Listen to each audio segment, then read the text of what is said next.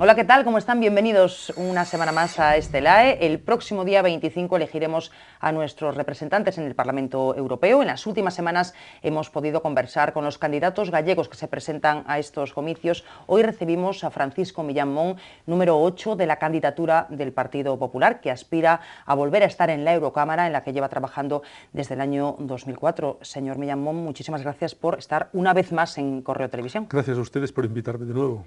Muy satisfecho de estar aquí. Usted dice siempre que tiene ocasión que si no existiera la Unión Europea habría que inventarla. Pues sí, soy un convencido. Primero, la Unión Europea consiguió paz, prosperidad, libertad para una Europa que sale de la guerra, de la Segunda Guerra muy deteriorada, como es sabido, y además con una costumbre muy mala de, iba a decir, comerse los hígados casi entre franceses y alemanes cada 30 años desatando guerras mundiales. Y Europa contribuyó a la paz. Y ahora, pasados ya muchos años de esa paz ya tan consolidada, en un proceso de integración, esta Unión Europea ha creado un mercado interior vastísimo, muy útil para nuestras empresas. Además ha creado un espacio sin fronteras donde el ciudadano se mueve con libertad, al menos en el área Schengen. Ha creado una moneda única, muy importante también para nuestras empresas y nuestros ciudadanos, y es un polo de libertad, un polo de valores democráticos en los que todos confiamos. Por eso digo que es importante mantener esta Unión Europea y además, y un último detalle, estamos en un mundo global, multipolar. Me refiero a la emergencia de esas nuevas grandes potencias. Estoy pensando en China, estoy pensando en la India, estoy pensando en Brasil, de dimensión casi continental, el mantenimiento de Estados Unidos como gran potencia. Los europeos por separado estaríamos mucho más, iba a decir débiles, mucho más irrelevantes que juntos. O sea que también en el plano de la política exterior necesitamos esta Unión Europea. Sin embargo, parece que de un tiempo a esta parte existe en la calle la idea de que también nos perjudica la Unión Europea por muchas decisiones duras que se han ido tomando. Creo que la Unión Europea en general el balance es positivo. Lo que pasa es que hemos tenido una etapa muy difícil, usted lo dice, con la etapa de la crisis, y aquí ha habido hasta que en cierto modo algunas veces improvisar medidas. ¿Qué es lo que estamos haciendo? Procurar que esta unión monetaria, este euro que tenemos en el bolsillo, se viera respaldado con una unión económica al nivel que la unión monetaria requiere, que no lo teníamos. Iba a decir, por simplificar, que el pacto de estabilidad de los primeros años 2000 no funcionó.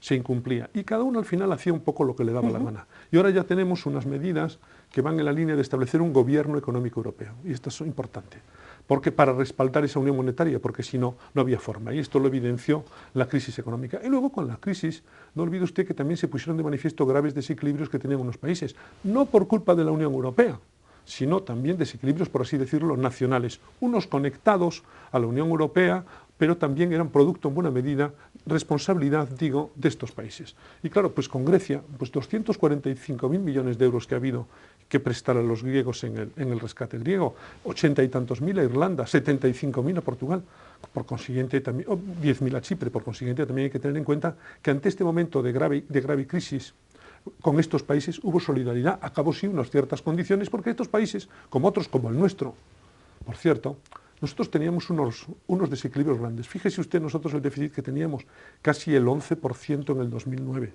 el déficit mayor del mundo. Fíjese en nuestra burbuja inmobiliaria, fíjese en el paro que se empezó a generar. La verdad es que la crisis puso de manifiesto que teníamos unos desequilibrios y estos países, los que más desequilibrios teníamos, es lo que estamos corrigiendo ahora. Pero la Unión Europea en general nos ha ayudado, me estoy refiriendo, por ejemplo, para España, los casi 41.000 millones de euros, repito, como una especie de línea de crédito para sanear nuestro sistema financiero, que también estaba muy tocado después de esta crisis inmobiliaria. Por consiguiente, en la Unión Europea también hay aspectos positivos, hay que mencionarlos, aunque efectivamente había imperfecciones, había insuficiencias, y en esas estamos ahondando. Pese a todo lo que se decide en los comicios del próximo día 25, no parece que despierten estas elecciones mucho entusiasmo entre los electores. ¿Usted cree que los partidos van a ser capaces de movilizar a todos esos indecisos y a todas esas personas que por muchas razones y muy diferentes pues están muy apáticas ante la política? Bueno, piense usted que las elecciones europeas nunca han sido unas elecciones de voto masivo, por así decirlo. Pero bueno, esta es también parte de la responsabilidad de los políticos y de la propia campaña electoral. Yo creo que estas elecciones ocurren en un momento crucial. No son unas elecciones cualquiera. Quizá los políticos... Casi las más importantes, ¿no? Pues desde mire, que se celebran, digo. Pues yo son muy importantes, primero por el momento que vive la Unión Europea. Estamos antes lo evocaba, estamos reforzando la unión monetaria. Estamos en un momento de grave crisis, de la que estamos saliendo. Estamos en un momento importante en España, estamos saliendo también de una crisis gravísima, donde el empleo ya empezamos a crearlo, pero todavía estamos en una situación difícil. En Galicia también estamos saliendo de la crisis y los datos ya empiezan a ser buenos. En estos momentos tan trascendentales, también para Europa, como digo, la verdad, no podemos quedarnos en casa. Y también, si me lo permite, ya que estamos en campaña electoral, yo creo que el voto debe ser para una fuerza política que en España y en Galicia lo que está es sacando al país y a esta comunidad autónoma de una crisis fortísima.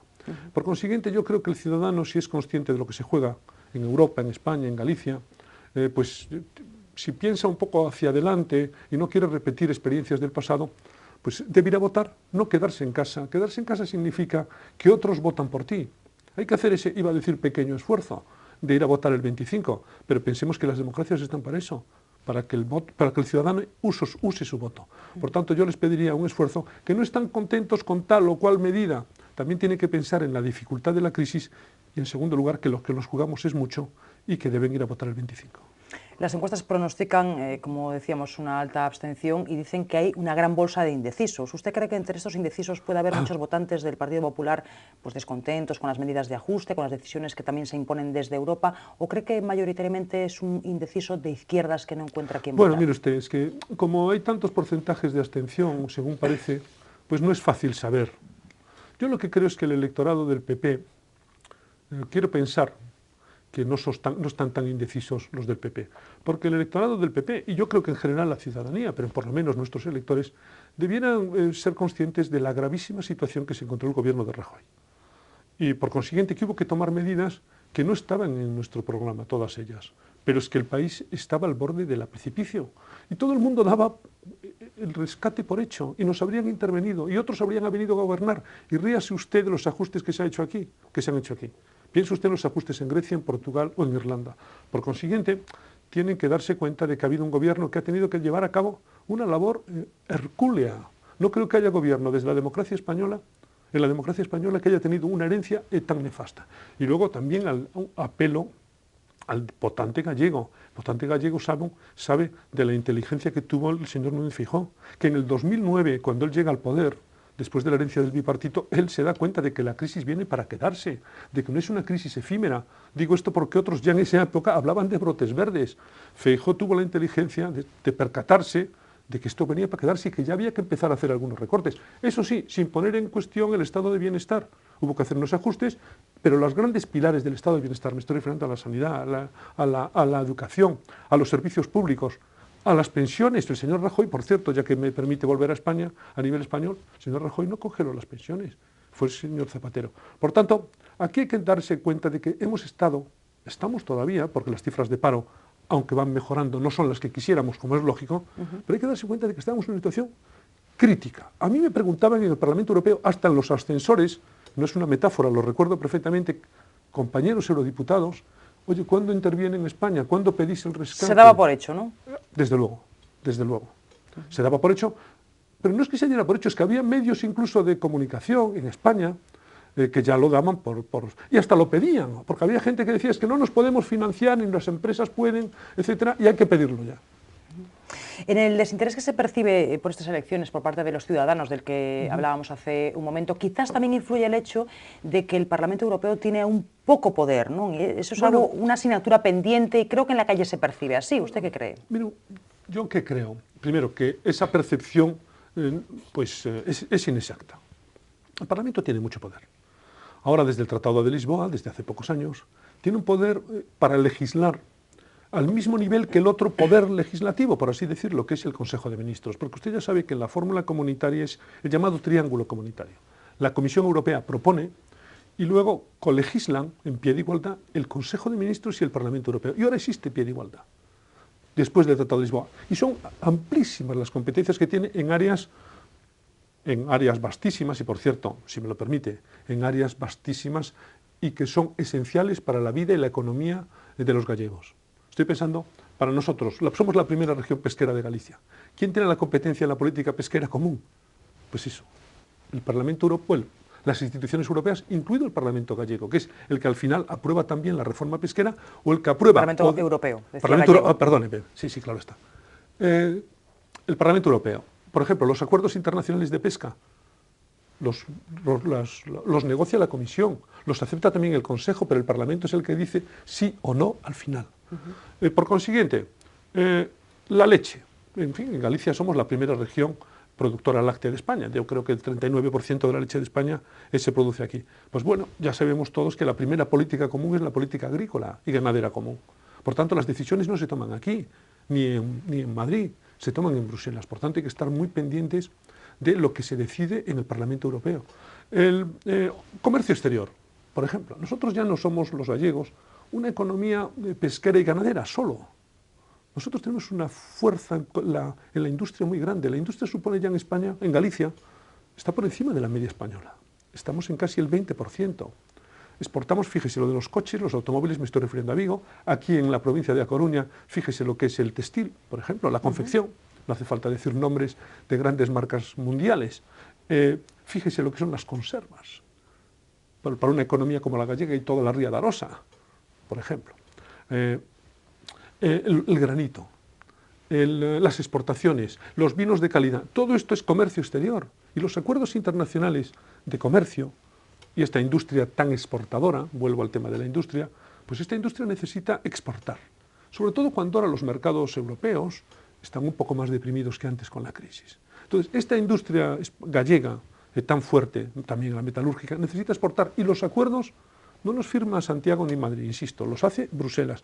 Y los tiene que autorizar o no aprobar el Parlamento Europeo. Por eso cuando usted me dice, el elector percibe o piensa que el Parlamento Europeo tiene pocas competencias. No, tiene competencias importantísimas en sectores clave para la economía gallega. Y además ahora, creo que usted apuntaba a eso, también tiene una competencia política mayor, porque ahora en estas elecciones incluso los grandes partidos, establecen... Sí, es una novedad. Claro, esto es...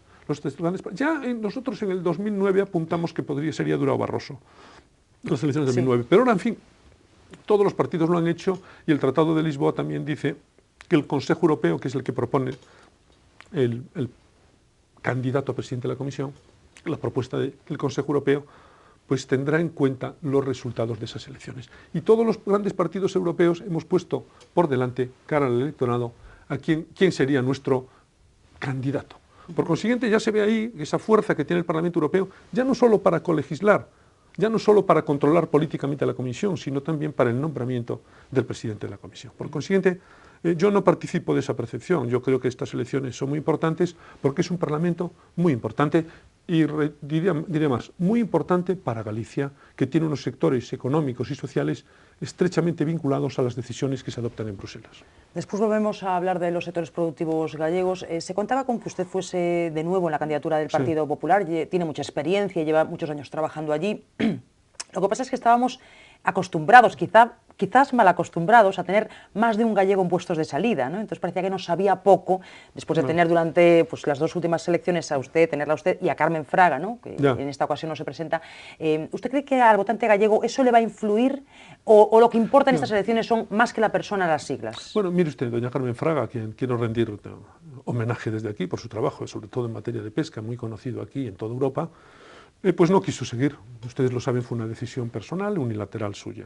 En segundo lugar, no olvide usted que en mi candidatura o en la candidatura del PP está doña Carmen Pardo. Carmen Pardo, efectivamente. Es una política orensana muy bien conocida, muy joven, pero con amplia experiencia en la administración gallega. Fue, en fin, secretaria general o directora de Turismo de Galicia, es diputada regional, buena conocedora de los temas internacionales, por cierto, promotora de las relaciones con Portugal, y ya sabe usted, la Eurociudad Chávez Berín, que ella mucho empujó. Por consiguiente, pues, en fin, recuerde que estamos dos en la lista y ella, lo que necesitamos los gallegos es que también ella salga. Bueno, ya está en el puesto 25, es más complicado. Pues hagamos un esfuerzo los gallegos precisamente para que ella entre. Bueno, usted decía hace unos días que quizás no es muy conocido entre los gallegos porque no es un político de pasarela. Cuando decía eso se refería o estaba pensando en José Blanco, el candidato socialista, porque así creo que se interpretó. No, yo me estaba refiriendo a mí mismo, una definición del por qué no era conocido, era una definición negativa de mí mismo, es decir, A mí me explicaron que me preguntaban por qué yo era menos conocido según las encuestas.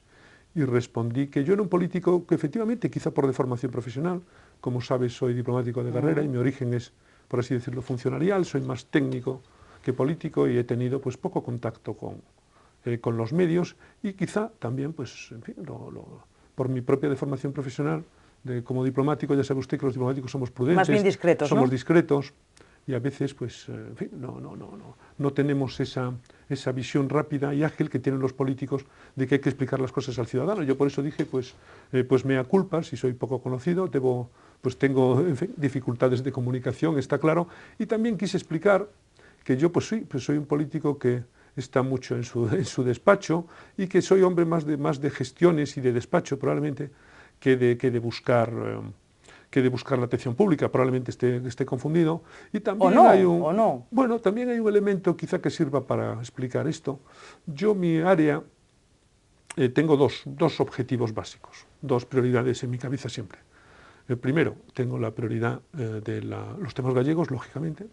Y en segundo lugar, estoy también por mi experiencia en una comisión como la de Asuntos Exteriores, por mi experiencia diplomática previa. Y también a veces los medios de comunicación en Galicia pues no le prestan tanto atención a esta segunda dimensión, porque piensan más en temas con un enfoque más de la comunidad autónoma y más local. Quizá eso tampoco contribuya a que yo sea muy conocido. Pero también quiero decirle una cosa que creo que es importante. Nosotros lo que tenemos, el Partido Popular y el Partido Gallego, el PPDG, es una gran lista. Porque mire usted, yo no creo que Carmen Pardo y yo seamos los únicos que vamos a defender los intereses de Galicia. Ahí tenemos a don Miguel Arias Cañete, es un magnífico conocedor precisamente de los temas gallegos. Porque la realidad gallega, en buena medida, primera región pesquera de Europa, el agro, la ganadería. Este señor ha sido 2 veces ministro de Agricultura. Y Arias Cañete no va allí como un madrileño o como un andaluz, va como un español. Y sabe perfectamente que los intereses gallegos y los intereses de España son perfectamente compatibles y que tiene que atenderlos.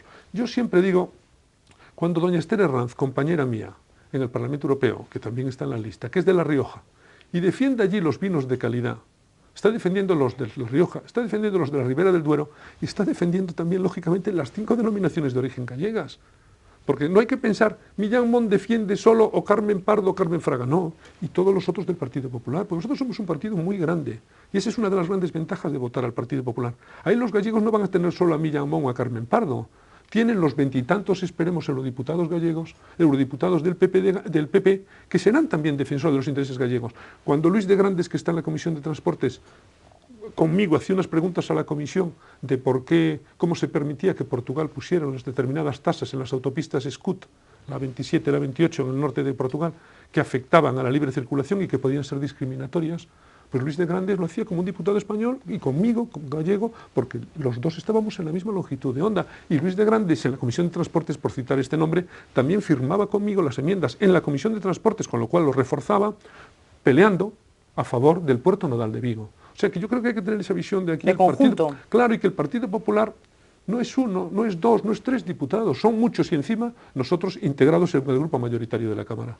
Bueno, decía usted que sus prioridades son los sectores gallegos, los intereses gallegos y después pues, también ese trabajo en la Comisión de Exteriores también se ha volcado con la defensa del Camino de Santiago, ¿no? Estamos en Compostela, es algo que también nos interesa mucho a los santiagueses. Pues efectivamente, usted es una persona, pues por lo que veo, muy bien informada, porque yo recuerdo que fue una promesa que hice en Allariz, un sábado, antes de las elecciones de junio.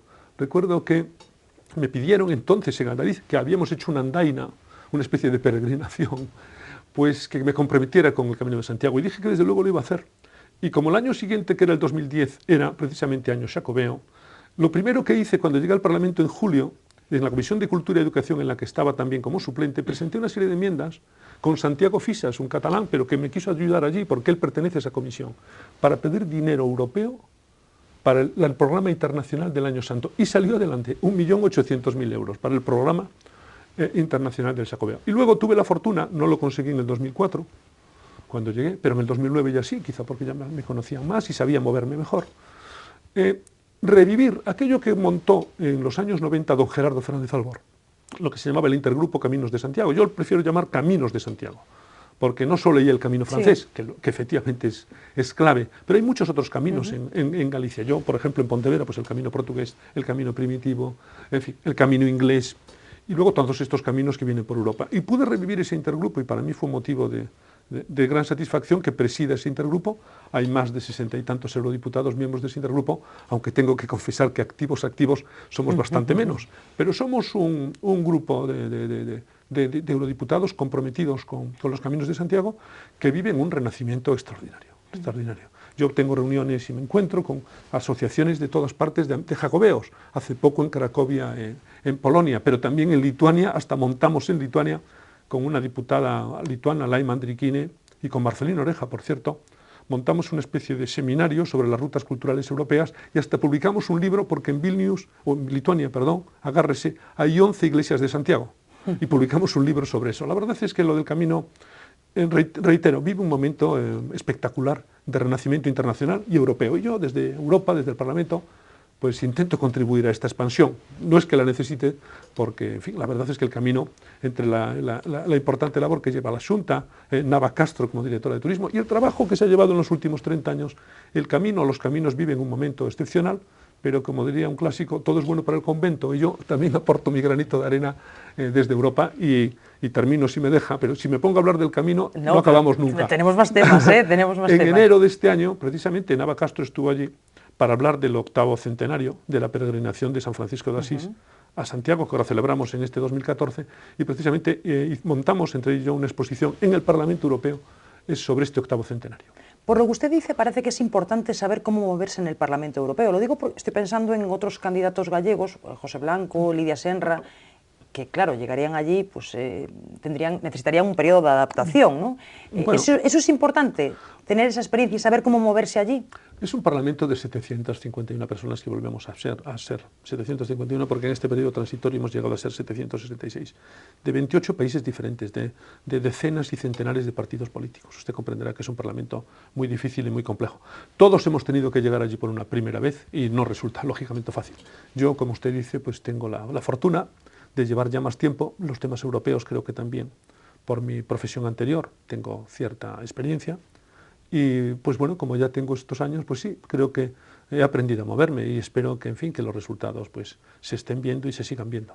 Y esa propuesta que hacía José Blanco, el candidato socialista, de pues, crear una especie de lobby gallego en Bruselas para defender nuestros intereses, en el que podrían trabajar conjuntamente pues, los eurodiputados gallegos que salgan elegidos, ¿qué le parece? Los lobistas son los de fuera, nosotros somos los eurodiputados. Bueno, supongo que era una expresión, claro, una forma de Sí, definirlo. es así, no, y yo creo que la idea siempre ha sido que... Mire usted, yo con su predecesor, con el señor Sánchez Presedo, siempre he tenido muy buena relación, tengo respeto profesional y político con él, aun sin perjuicio de discrepar. Y digo que tengo mucho respeto porque hemos llegado a acuerdos para defender los intereses de Galicia, hemos puesto por encima de divisiones políticas o de discrepancias legítimas y lógicas, pero a menudo en temas, que afectaban a intereses que pensábamos esenciales de Galicia, pues nos hemos puesto de acuerdo, y yo confío en que con el señor Blanco pues será lo mismo. Yo creo que hay temas donde por encima de las divisiones partidistas pues están los intereses gallegos. ¿Y cree que también sería fácil llegar a algún tipo de acuerdo con otros candidatos gallegos que puedan salir elegidos? Por ejemplo, Lidia Senra, que es la candidata de Esquerra Plural, Ana Miranda, candidata del PNG. Yo tuve la mejor relación a efectos de llegar a acuerdos con quien tuve llegué a acuerdos importantes para Galicia, creo yo, ha sido sobre todo con el señor Sánchez Presedo. Y doy por supuesto que también con el señor Blanco será fácil. Los otros dos grupos políticos pues están en unas posiciones muy distintas a las nuestras. ¿Cuáles van a ser las prioridades para la próxima legislatura? ¿Usted qué es lo que más le preocupa? ¿Qué es lo primero que le gustaría a hacer? Nosotros tenemos que seguir reforzando esta Unión Europea y sobre todo esta Unión Económica. Estamos en un momento, antes lo dije, clave. Ahora ya hemos conseguido mucho, que el euro sea irreversible, que los mercados se lo crean, ya ve usted dónde está la prima de riesgo, parece que el proyecto va a ir adelante, porque había muchos agoreros y la prensa anglosajona y políticos de terceros países que apuntaban, como usted sabe, a un derrumbe de Europa. Pero tenemos que seguir consolidando esta Unión Europea, tenemos que seguir consolidando una Unión Europea que atienda las necesidades de los ciudadanos, que contribuya a sacarnos definitivamente de la crisis, que nos facilite la creación de empleo. En este sentido es importante el programa, pues en fin, que conquistado o conseguido, mejor dicho así, en el Consejo Europeo de 2013, en febrero, por Rajoy cuando se creó ese programa de 6.000 millones de euros para la lucha contra el paro juvenil para las regiones con más de 25% de población joven en desempleo. Eso es muy importante porque España se va a llevar en estos 2 años pues, del orden de casi 1.900 millones de euros. Es decir, necesitamos una Europa que ayude a los ciudadanos, que contribuya a esta recuperación en la que ya estamos, esta senda de recuperación en la que ya estamos. Pensando en los intereses gallegos concretos, que me parece que es también a lo que usted apunta, va a ser importante las propuestas de la Comisión, lo que nos proponga, por ejemplo, para el horizonte 2015, donde ya no va a haber cuotas lácteas. Eso es un tema de los más urgentes, me imagino. Bueno, ¿no? vamos a ver, porque como o preocupantes, Bueno, yo tengo ahí, no me atrevería a decirlo así, mire usted, por varias razones, pero primero, el sector lácteo gallego se ha racionalizado, ha aumentado, es mucho más eficiente que en el pasado. Por consiguiente, pues bueno, ese es un dato que hay que tener en cuenta. Ya no estamos en un sector lácteo ineficiente y ahora las dimensiones son más racionales. En segundo lugar, hemos fortalecido también, afortunadamente, con los llamados contratos obligatorios, al sector productor, porque antes la industria era la que imponía precios. Ahora hay unos contratos fijos, por escrito, con precios estables por un año, etcétera, lo cual da mayor seguridad y certidumbre al productor. Hoy, por cierto, en estos meses, desde el último año, los precios de la leche ya no están a 0,28, a 0,29, están pues 0,38 o 0,39, o sea que son precios que ya permiten al productor pues una cierta holgura y no la situación de angustia de antes. Y bueno, la verdad es que aquí lo que sucede con las cuotas lácteas y su desaparición es que puede producirse un escenario de superproducción por algunos muy competitivos, o sea, Francia, Irlanda, etcétera, que puedan pues ponerse a producir muy mucho. ¿Eso provocaría un desplome de los precios? Si entra toda esa leche en el mercado porque ya no haya cuotas que limitan, como usted sabe, para esa eventualidad. Nosotros, por ejemplo, en el programa electoral nuestro, y Miguel Arias Cañete se lo explica a usted fácilmente, porque él ha trabajado en eso, necesitábamos algún tipo de mecanismo que la Comisión Europea permitiera a la Comisión, retirar leche del mercado para evitar un desplome. Yo creo que la Comisión Europea, y en eso hemos trabajado a lo largo de todos estos tiempos, también desde el Consejo de Ministros del señor Arias Cañete, es consciente de esta problemática, de este horizonte, y también se ha creado, yo creo que está empezando a funcionar, no sé si fue el 14 o el 13 de abril de este año, una especie de observatorio del mercado de la leche, para saber cómo van los precios, cómo va el día a día, cómo va la producción, y eso va a ser importante cara al 2015, y estos meses pues esperemos a ver qué propuestas hace la Comisión en relación con este tema. Esto, por ejemplo, para decirle un tema concreto. ¿Y qué pasa con el sector naval? ¿Qué pasa con el sector pesquero? ¿Qué perspectivas hay? ¿Alguna cuestión que preocupe especialmente? El sector naval, yo creo que puede ver el panorama con un optimismo, con mayor optimismo. Usted sabe que las penalidades que sufrió el sector naval ha pasado una etapa, un largo invierno, iba a decir, de incertidumbres hasta hace poco. Por ese procedimiento llamado de información contra el llamado, desgraciadamente tan conocido, Taslis español. Eso creó una enorme incertidumbre, no hubo barcos, no hubo contratos, y por fin hemos salido ya de ese túnel. Ahora hay un Taslis nuevo, la Xunta, el Gobierno, no sé, en Madrid se implicaron en este tema. Ahora estamos con un horizonte más despejado, hay un nuevo Taslis, que eso va a dar certidumbre jurídica para los inversores. En segundo lugar, también hay financiación, ahí está, me parece, el Fondo de Garantía de PIMAR, hay dinero, y también hay por así decirlo, la confianza que ha vuelto del inversor internacional, señaladamente Pemex, como usted sabe, que ha invertido en barreras en Vigo, que ha encargado 2 floteles, uno en Navantia, un sector que ha sufrido tanto como el sector naval ferrolano.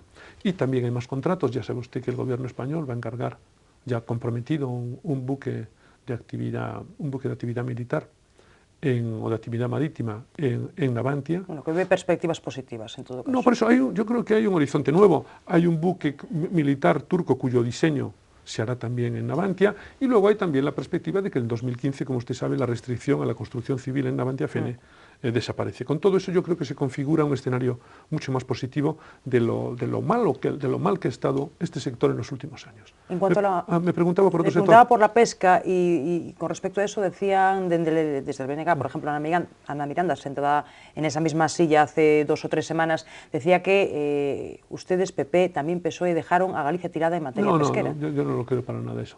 Mire usted, hubo una primera reforma de la pesca hecha por la comisaria Damanaki, y un informe que hizo sobre esta reforma una diputada socialista muy cercana a las tesis de la Damanaki y de los Verdes.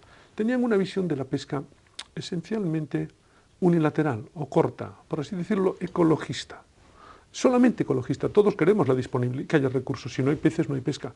Pero también nosotros tenemos una visión económica y social de la pesca. Si no hay pescadores, la pesca no son solo los peces, también son los pescadores. Y hay que tener en cuenta la dimensión económica. Si no hay armadores, tampoco hay pesca. Entonces, esta visión global es la que nosotros llevamos allí y votamos en contra de la primera propuesta de la señora Damanaki del informe de esta diputada alemana. Luego, se mejoró. Vino el ministro Arias Cañete al gobierno, llegó el gobierno Rajoy. En el Consejo de Ministros se batió el cobre en favor de la pesca. No en vano Galicia, antes lo dije, es la primera región pesquera de Europa. Y al final vino una reforma mucho más aceptable. Queríamos, y pudimos votarla a favor, queríamos una reforma más ambiciosa, sí, incluso que tocara ese famoso principio de estabilidad relativa, que a nosotros a España la penaliza prácticamente desde su adhesión. Pero hemos conseguido una solución, por ejemplo, realista, gradual, aceptable, para un tema como los descartes, muy preocupante para nuestra flota. También para el tema del arrastre de fondo, que podía ser dramática, el tema de las paralizaciones, el Fondo Europeo Marítimo y de Pesca ha salido bien para España y para Galicia. Son más de 6.500 millones de euros y supongo que España pues se llevará más del 20% de ese fondo. Ahí habrá también atención a la flota artesanal, también para la renovación de motores, para las paralizaciones, a lo que antes me refería. Están las rederas, el marisqueo, está la acuicultura, que tendrá un papel reforzado en esta reforma. Mire usted, yo creo que al final la reforma, aunque es menos ambiciosa de lo que quisiéramos, al final es más que aceptable. Y tengo que rendir homenaje a ese trabajo conjunto, Miguel Arias Cañete, Rosa Quintana, y por cierto, y en materia de acuerdos, conseguimos un acuerdo con Marruecos que era mucho mejor que el anterior, y el anterior, en fin, se lo cargaron, por así decirlo, su prórroga en el Parlamento Europeo, nosotros votamos a favor de la prórroga, y al final hemos conseguido un acuerdo mejor. Y eso también es importante para los intereses de España. Otro reproche que le hacen desde el BNG, y particularmente a usted, es que lo que dicen es que boicoteó el informe sobre las rías gallegas. Lo decía también Ana Miranda aquí. No, mire usted, yo no boicoteé. Aprovecho para preguntarle también un poco su impresión, ¿no? Sobre bueno, yo no boicoteé nada, están las hemerotecas sobre eso. Y está el informe, léalo. Eso fue un proceso muy largo de elaboración de ese informe. Y yo lo que siempre quise, y es lo que me guió en ese informe, yo vine aquí en febrero acompañando a aquella delegación, que no saliera mal parada, que no salieran mal la imagen de Galicia, la de sus productos, la de sus aguas, la de sus rías, y que el informe fuera equilibrado, que se reconocieran los esfuerzos hechos. Yo ya sé que quedan cosas por hacer, pero mire usted, yo siempre pongo un ejemplo, y yo creo que eso está quedado en el informe también. Galicia en los años finales de los 80 tenía una depuradora con capacidad para depurar lo que se llama 2.000 habitantes, o por encima de 2.000 habitantes o equivalente. O sea, de una cierta capacidad, solo una. En estos momentos hay más de 151 de estas características. O sea, tenemos una capacidad de depuración muy superior. En estos 20 y tantos años hemos hecho un esfuerzo extraordinario y los resultados están ahí. Ahí tenemos, por ejemplo, los esfuerzos de la depuradora de Lagares, más de 240 millones de euros en Vigo, que será importantísimo para la ría de Vigo. La depuradora de Bens para Coruña. En fin, es decir, nosotros estamos haciendo esfuerzos, estos deben verse reconocidos, y además un informe que no salga mal parada ni nuestra imagen, ni nuestros productos, ni desde el punto de vista turístico, y además donde hay también la idea de que la Unión Europea debe seguir canalizando fondos con este objetivo. Y esto fue lo que me guió a mí. Yo lo que no quiero es un informe negativo para los intereses de Galicia, un informe que solo ponga el foco en lo malo y no en los progresos, con una visión pues esto, positiva, de que queda parte en la botella, pero que la botella ya, mucho que está dentro. Hay mucho líquido ya dentro de esa botella y esa agua, si usted me lo permite, limpia y depurada en esa botella.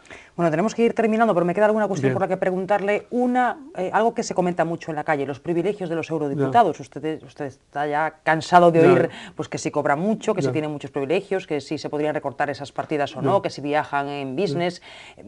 ¿Eso es un tema menor en su opinión o se podría hacer un esfuerzo? Yo creo que esto es un tema que, en fin, pues como usted dice, recurrente, pero yo creo que los ciudadanos deben tener un par de ideas claras y me gustaría contribuir a ello. Primero, no es un sueldo que nos fijemos nosotros, esto viene fijado por las instituciones europeas y por el propio Consejo.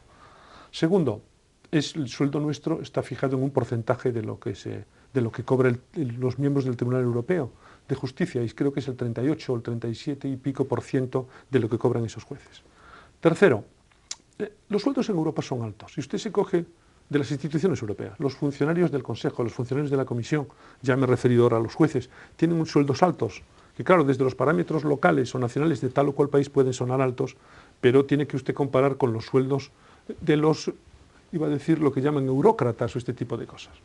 En cuarto lugar, Bueno, mire usted, nuestros sueldos, claro que son holgados, efectivamente, y vamos en un momento de crisis, les pueden parecer muy altos. Ya le he dicho que hay que hacer esa comparativa con el resto de otros sueldos europeos, pero tenga usted en cuenta que dos países importantes, como Alemania o Italia, por ejemplo, prefieren que sus eurodiputados sigan cobrando por sus sueldos mejores nacionales, y se han excluido de ese régimen. O sea que para algunos países no es para tanto esos sueldos cuando incluso han mantenido esto. Y yo lo que me gustaría también, claro está que desde la óptica pues, de países con inferior renta per cápita, Rumanía o Bulgaria, los sueldos son mucho más altos. Pero fíjese cómo estos dos, por ejemplo, consideran que sus eurodiputados tienen que estar mejor pagados. En fin, este es un tema donde yo también le haría una reflexión, y es que aquí nosotros también lo que tenemos que pensar es no tanto si cobran lo que cobran o lo que no cobran también, sino también si trabajan y si hacen sus cosas. Y es lo que yo me dedico a hacer. Y el sueldo no me lo fijo yo. Y nosotros tenemos esto congelado, estos sueldos desde hace unos años, y nosotros en nuestros votos en el Parlamento Europeo van en la línea de la moderación, recientemente todavía en abril, en la idea de seguir congelando partidas. Bueno, tengo que ir despidiéndole, pero una última cuestión. Quedan 9 días para las elecciones, supongo que se presentan, bueno, pues con una agenda muy frenética, como es habitual. Mientras hablamos usted y yo, está Rajoy en Valladolid, en ese mitin que tuvo que aplazarse por el asesinato de la presidenta de la Diputación de León. Han sido días duros, ¿no?, para su partido. Sí, han sido momentos muy duros. Días de luto, ayer en Vigo, cuando se reanudó la campaña, pues en fin, tuvimos un minuto de silencio. Ha sido muy duro, pero claro, esto tiene que seguir. No podemos olvidarnos de que estamos en una campaña electoral, de nuestros compromisos con los ciudadanos, pero usted lo dice muy bien, han sido momentos durísimos por, en fin, este trágico asesinato sin sentido, como todo pasan estas muertes tan violentas que son absurdas e irracionales. Y sí, ha sido momentos muy duros, pero en fin, yo creo que todo el pueblo español ha sido solidario, y no es un tema solo del Partido Popular, sino que yo creo que la inmensidad de las fuerzas políticas y de la gente ha estado acompañándonos. Pues sabemos que son días llenos de actos, así que le deseamos suerte. Muchas gracias. Y esperamos volver a tenerle por aquí después de las elecciones. Estoy a su disposición. Gracias por acompañarnos hoy. Yo encantado de venir a Santiago, que lo tengo en la cabeza todas las mañanas cuando me levanto, aunque solo fuere como presidente de los Caminos de Santiago. Bueno, pues para nosotros un placer también tenerle por aquí. Muchas gracias. Gracias a todos por seguirnos una semana más. Volvemos, ya saben, dentro de 7 días para conversar, como hacemos siempre, con los protagonistas de la actualidad.